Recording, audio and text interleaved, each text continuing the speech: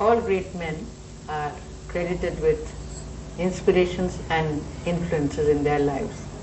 Who and which are yours? Well, in my musical career and creative field, my first inspiration was my brother Uday Shankar. And then, of course, the major force was Baba, my guru, Ustad Alauddin Khan Sahab. And then there's someone whom I have always been inspired by, even today for that matter, is great Rabindranath Tagore. I see. There have been, of course, a few other people, musicians like Ustad Fayaz Khan and a few others. Nobody else from outside India? I have been admiring many of the people, but not really that way. I see. Very often we listen to your orchestral compositions. I believe you are the first one who started orchestra with the Yaya. Is it? Am I correct? No, I am not the first one, because there have been many experimentations going on through, I would say, last 70, 80 years. I see.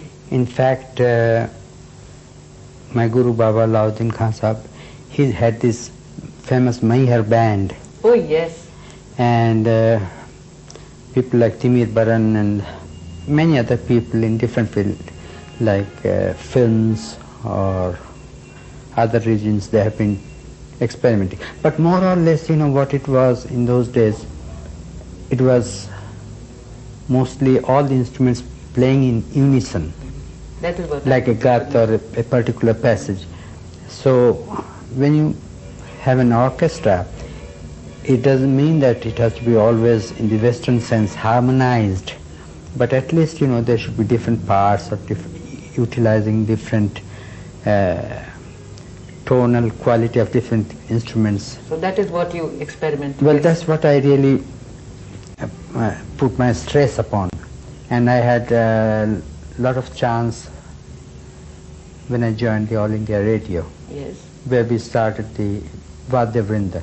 Did you only use Indian instruments, or did you also induct some of the Western instruments? Well, I was very much influenced by my brother Yes. before that.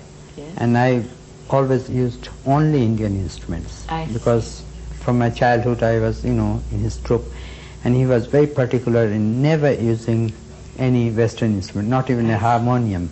I'm not to say about violin or anything. I see. But after a lot of experience that I went through, I felt that there was something lacking in our, so-called what we call orchestra. The very word orchestra is wrongly used here, because what you say mean by orchestra is a large group.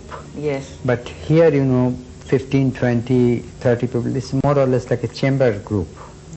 But anyway, what I found out that we lack quite a bit in the bass quality, Yes. the mandrasthan which you say Yes. in most of our instruments, or atitar. Because this violin family has touched all the different parts, like the violin, Especially the cello. cello, the double bass. Same way in the flute group they have the piccolo, the middle flute and the bass flute. And then if you want to use extra bass, you have all these wind instruments like bassoon or the French horn. So little by little I experimented more and more, and I found that these were things which we were lacking. So while I was of course in All India Radio, I couldn't use much excepting the violin family, that is the violin, cello and double bass, and I used only clarinet in the wind instrument. You did use. But I had all the other Indian instruments, and I did as much as I could within that framework. But when I went out of India and I had more opportunity, then gradually I started using all the other instruments. I've heard a lot about your new orchestra or composition, whatever it is. Tell me. Which one did you hear? The latest one, have you done something? Well, I have done a number of compositions, but my two major work are the Sitar Concerto No. 1, which I did in 1970, which I was commissioned by London Philharmonic, and it was conducted by Andre Previn. Yes, I've heard that. That was my first major work like that. It was four movement, and there I had like Khamaj in the first movement, and then second one was Bhairavi, and then Arana, and then finally Maj Khamaj. I see. But what I did, I modulated. I kept the basic of Khamaj, but then changed the Sa, I see. Swarabhed, by which I got the other ragas, and it worked very well. Many people, I guess you were going to ask me anyway, What? about mixing Western and Indian music. Like I wasn't going to quite ask you that, but surely I was going to ask you this much at least, that I know that you have been associated with the Western musicians for a very, very long time, and you have experimented a lot with them, and you have made records, etc.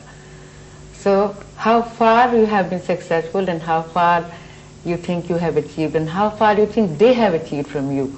I'm sure that you could tell us something Well, about before that. saying that, I would like to touch that point which I myself brought out about this wrong impression that people have that my trying to mix No, it can't be mixed. Western, which I believe cannot be mixed.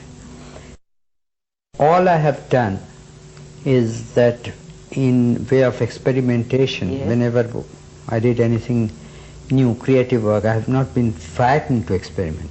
Yes. But basically whatever I have done always have been, based on Indian classical music. Classical music.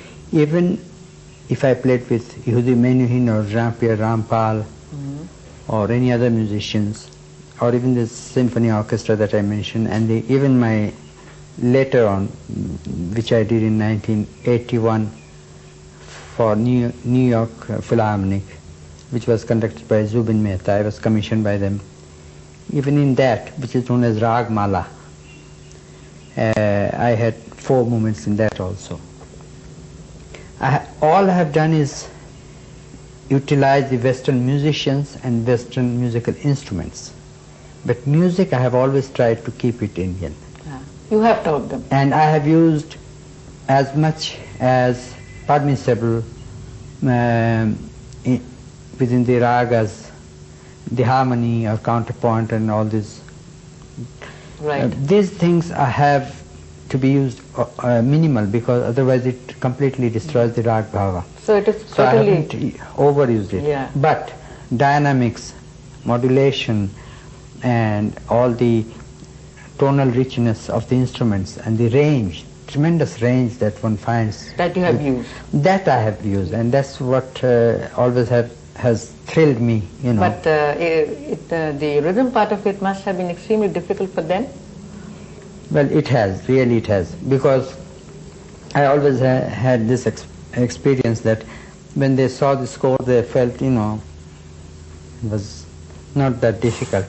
But the moment they played, they started playing, and when I said it's not right, you know, simple thing like da, they would do you know, staccato. Yeah. They have, because all the notes in the Western pattern it's angular. Yeah. And all our Indian notes are curved, you know. From the very meaned. center. Yeah, they say hitting a note. We never say hitting a note. We slide. Yeah. Well, that's what it is, you know. Yeah. It's the merging from one to the other. It's That's that right. use of what in South they say gamakam, we say meaned. But that's something which is very alien for them, and whenever they try, they make a mess. For instance, if I say to play a note like it sounds so simple to us, but they would go you know, they will touch all the, and it sounds out of tune. So we have to work a lot in that, and also in the rhythmic aspect, you know, all these intricate sevens and this. Well, I am very happy that you have cleared a doubt in the minds of many, that you are not trying to blend. All that you are doing is you are teaching. But it is another aspect, another Yeah. side of experimentation. You know, when I started all my experimentations, there was this big hue and crying. Here people were saying all our so-called snobs and great, you know, musical, not the real musicians, but most of the snobs, as I said, and as if I was sacrilege and completely ruining Indian music and all that, because they thought that side of mine, the creative side of mine, they mixed it up. You know, I have this two separate identity, which I have always said. They have just misunderstood you. Because I have never played on sitar any sonata of Bach, or even tried to play jazz or anything different than what I have learned, you know, the Binka Gharana. Of course, any creative musician always sort of adds, does new things. It has always been so, but it's always based on the tradition. Quite. That's when I play the sitar, that is. But the creative side, I have always, you know, tried to do new things, and I've never been frightened, as I said earlier, whether it is electronic music or experimenting with jazz musicians or even pop for that matter. Very happy with your answer, I'm sure. Everybody is. I'd like to know, in this connection, of course it's a silly question perhaps, what are the memorable concerts in your life? Because there are so many, perhaps you wouldn't know, which were in particular memorable. When you say memorable concerts, myself playing sitar, well, I have a number of them that I remember. For instance, because every occasion must have a little history behind it. Right. If it is memorable. At home, there is in my own country, there have been number of occasions where I had a very thrilling experience even performing, and there are so many that I don't even know where to start.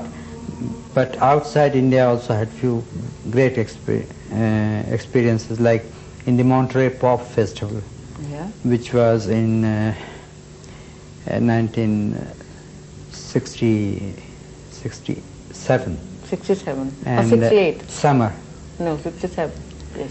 And it was just the beginning of this whole hippie and flower children, and really there was a lot of flower and a lot of love at that time.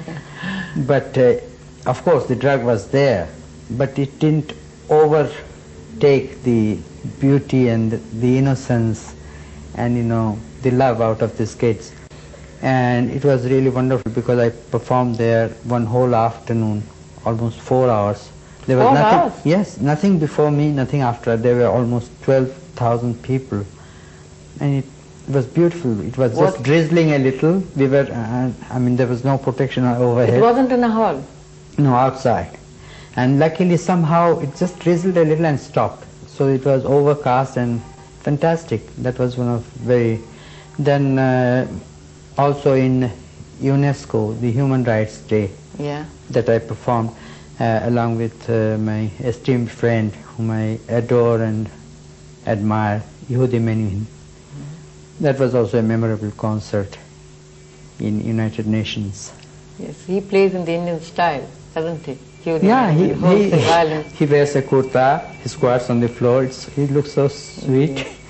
Yes. And the records, you have them by the dozens and scores. Yes, solos, of course, there's some good, some I'm not very happy with, but among my compositions, I feel very happy with both the concertos. No, but I would like to keep the two questions. Pardon? I would like to keep these two questions separate. One, I would like you to tell me which are the records with which you are happy with, your own performance. There must be a few. Very hard because there are so many. Remember. Old ones or recent ones? Well, old ones, some of them are very good. Even I am very happy with some of my very early records, 3.5 minutes. Yes, it's good to know that you are. The 78 speed. I see. I think I really like them. I see. And of course, when I started doing EPs and LPs, I was very careful. This was a whole new trend in, trying to balance as much as possible of alap, jor, chala and gat. Yes. So some of them I was very happy with. Now you can talk to me about your compositions, because you have so much to tell me about your own compositions.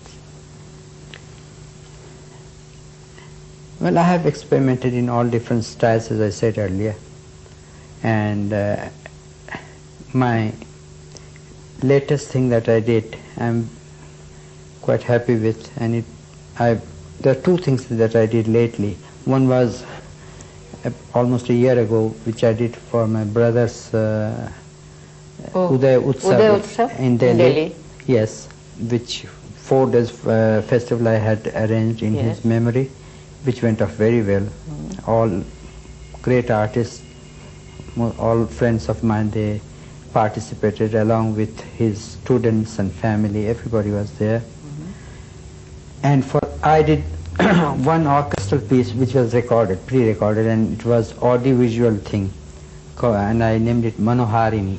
What about Shanti Dhwani? This is the much later one. But this Manoharini and a Sitar ensemble together, that has come out in the record known as New Offerings of Ravi Shankar. That's his master's voice. And the Shanti Dhwani, which I did just the other day, about 1.5 weeks ago, was also a historic event. It was in Victoria Memorial Darbar Hall in Calcutta. Yes, and it was fantastic atmosphere because I did this special piece. Didn't you Shanti use Rag Bhupali? No, it was in mostly Kalyan That, Bhupali, Bhup Kalyan, Shrut Kalyan, Yaman. Very effective. But in between, I have used also certain pieces of Shri, Todi and things like that. And it went off very well. We did it also audiovisual style, and the record is coming out soon. I see. In the form of a record, it will be available. The whole live performance. This piece plus what I played, the Shut Kalyan Alap and the Yaman Kalyan Gat and all that, with the famous Kishan Maharaj on tabla. You played the new rhythm with 9 beats, or was it that new was one of the new. I have done a lot of things Yes, like that. I know. These are, Every time you would be at a concert and in the audience, if we were, then we would try to guess as to what you will play as far as the rhythm is concerned. Would it be 14 or 14 and a half, 15 or 15 and a half? In the olden days, teen tal was the most favorite thing. Yes. And everybody, played guts mostly in teen tal. It was only very rarely that you heard a musician play any different tal. But Baba, my guru, he was one who really started this vogue, and being with him and learning from him, that is Ali Akbar Bhai and myself, we also started in different talas, like Jhaptal, different beats. Then Achok tals also. And I love to play in those tals, anything which are out of the way, those 13s, 11s or 9s or 15s, 17s. Now we will hear a cut in Char Tal Ki Sawari, which has 11 beats in the cycle.